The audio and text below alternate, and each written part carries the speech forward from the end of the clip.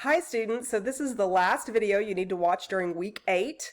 There have been 2 or 3 videos in between, the last one that I made for you as a lecture, and I hope you have enjoyed those.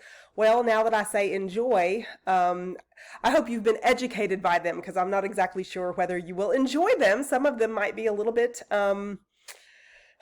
I don't know. They were a little gross for me to watch in some cases. The cultured meat especially. There was a video that I did not include. You can search on YouTube for meat glue if you would like to see that. That's anyway, you just find out what it is if you'd like to search for that. So it seems that there are a lot of technologies in the third agricultural revolution that have enabled the food supply to skyrocket. Okay, so we don't have that problem that Thomas Malthus suggested was going to bring an end to the world as far as food being the cause of lack of food being the cause of human destruction.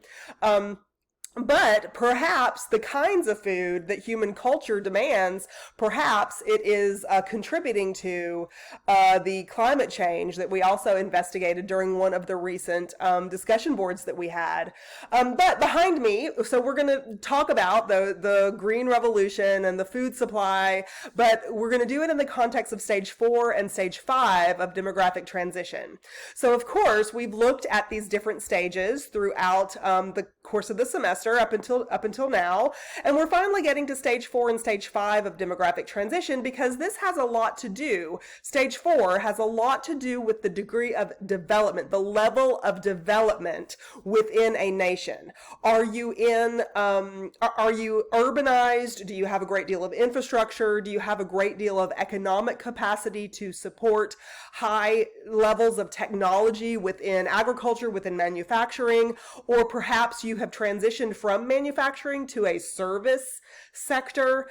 But in stage 4 and stage 5, which you can see is this particular demographic transition model that I chose this time is similar to the ones that you've seen behind me in the past, but remember I intentionally chose one that stopped at stage 4 in the past, and now I've got one that says that stage 5 is theoretical, essentially, that it's yet to be seen.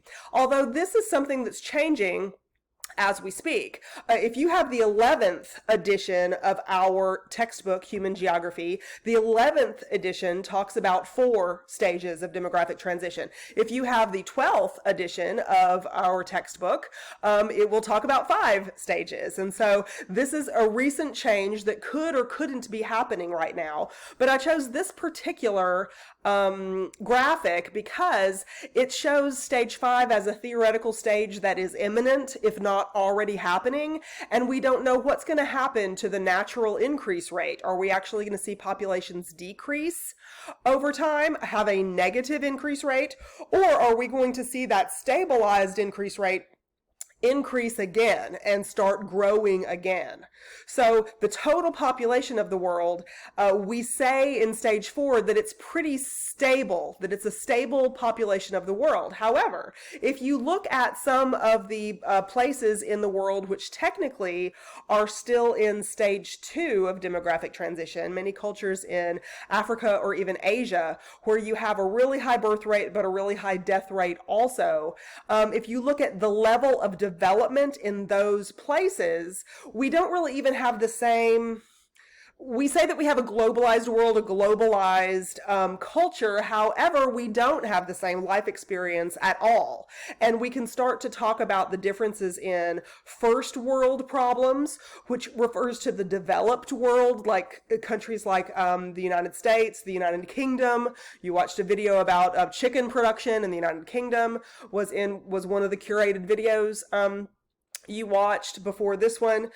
These kinds of issues that are being developed, researched and developed in those nations don't tend to trickle down into cultures that are perpetually stuck in these 2 stages back here, stage 2 and stage 3. So I mentioned in one of the videos that I made for you that you should search for some of the issues that Bill Gates discusses as far as population in Africa, but also in these cultured meat advertisements, essentially. You get a lot of people advocating for this kind of artificial addition to the food supply.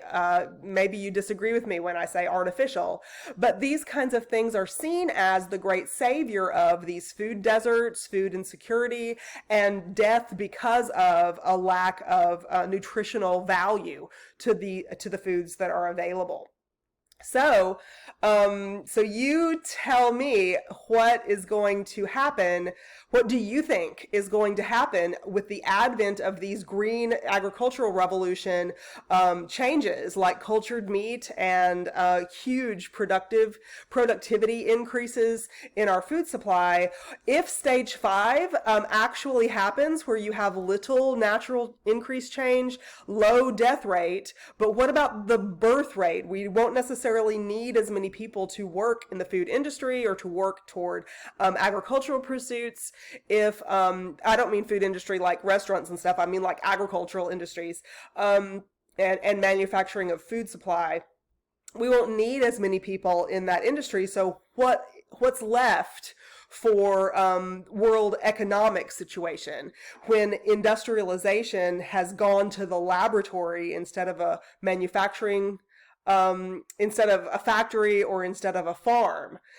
So we look toward like a service-oriented industry, or social media. Look at all of the aspects of life that are lived on social media. Are you an influencer?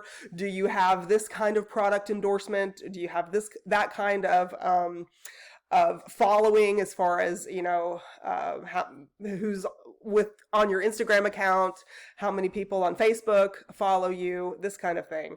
So stage 5 brings into question really what the dominant issue of the world economy is going to be. Is it going to still be agriculture when we have all these innovations that can potentially produce all of the meat that the human population is going to need to eat in 1 or 2 laboratories worldwide?